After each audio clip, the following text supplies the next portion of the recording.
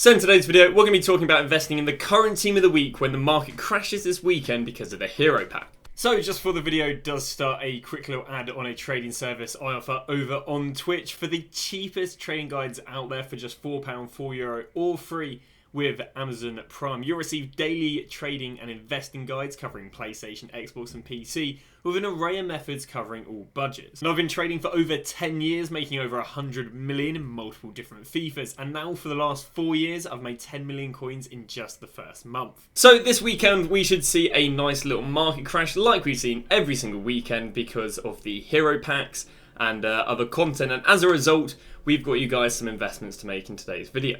So basically what normally happens is the market drops on a Friday, Saturday, Sunday. This is because of Evos and hero and icon packs. Then on Sunday it is the absolute lowest and then we'll rebound Monday, Tuesday and sometimes even Monday, Tuesday, Wednesday, Thursday, Friday. So let's go and talk about the investment. So the investment we are going to be going for in today's video is going to be Meta Team of the Weeks. Now the reason we're going to be buying Meta Team of the Weeks is because these guys have an extremely consistent trend over the last 2 weeks of basically the low points, the quote-unquote high points, and then yeah, just being very consistent, and as a result almost guaranteed money as long as we don't, veer from the trends. So what we're looking to buy is we are looking to buy the most used and basically the most in-demand Team of the Weeks. So for this week, what that's going to be is that's going to be the likes of Testegen, that's going to be the likes of Upamecano, that's going to be the likes of Doku, Dembele, Salamara, Grimaldo, and I believe that is all she wrote. So we've actually got loads of well-demanded Team of the Weeks, which is a complete rarity. So let's go and show you guys the trend on what happens with them. So what we can do is we can look at last week's Team of the Weeks, and we've got the likes of Harry Kane, and we've got the likes of Erling Haaland.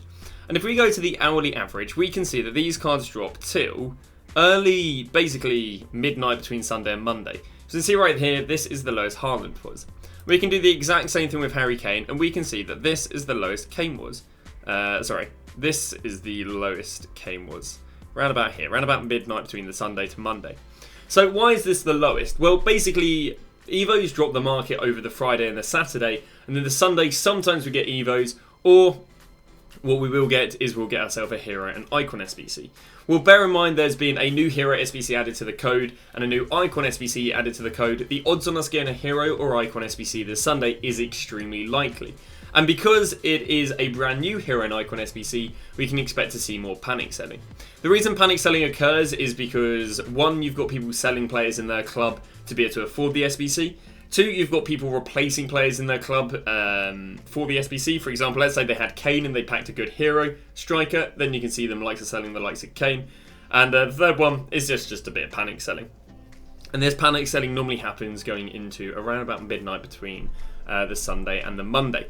We then see really nice rebounds. We can see right here, we can see Kane went from about 105 and we can see this week he actually rebounded going into Friday. Normally they'll peak on a Wednesday, which means that Kane went from about 103 up to about 115 in just like 24 hours basically, or 72 hours. But Kane has actually gone from 102 up to 132.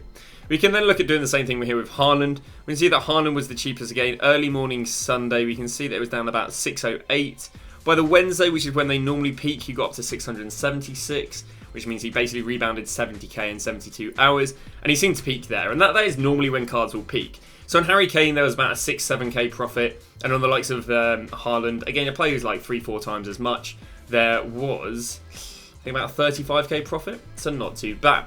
Now this trend didn't just occur with last week, it's occurred with other weeks. We can see the likes of, now we don't have the hourly averages on here because of, what's it called?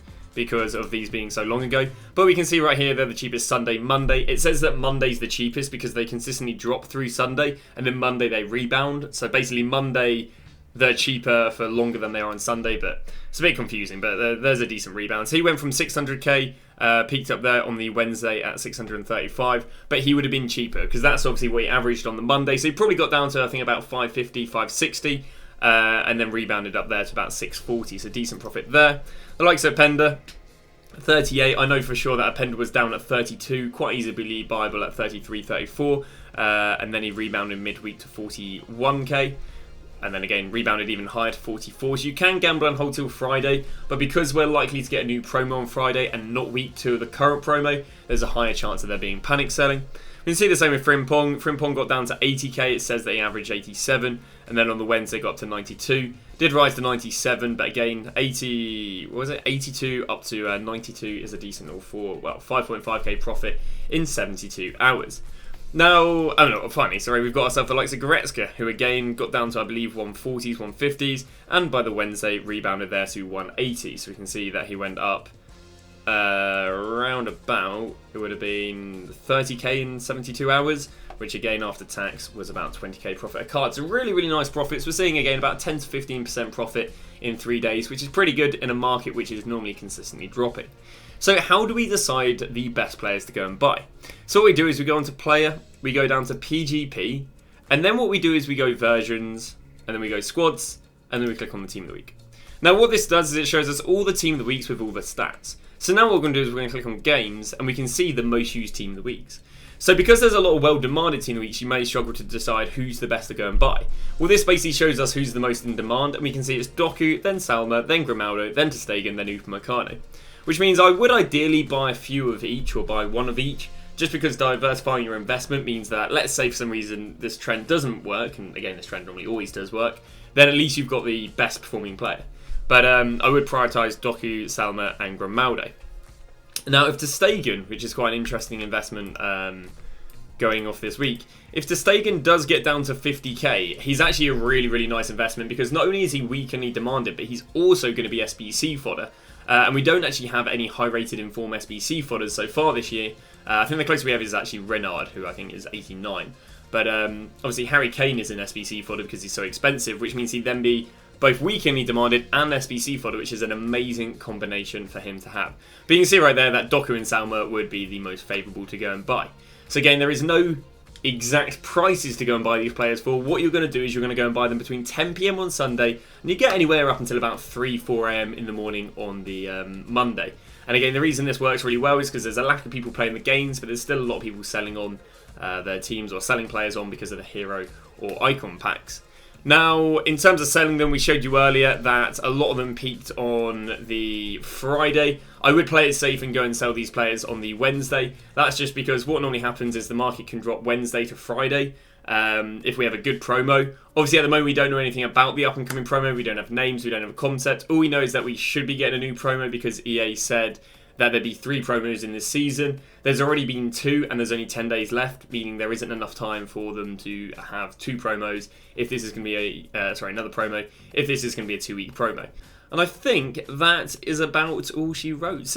Discard team of the weeks I wouldn't recommend touching, just because if they're not needed for the Icon SBC or the Hero SBC, whatever we get this weekend, they are favourite to go down until needed for another upgrade SBC, which is never guaranteed. But that is that. Thank you very much for watching, and I'll see you guys tomorrow with a brand new video.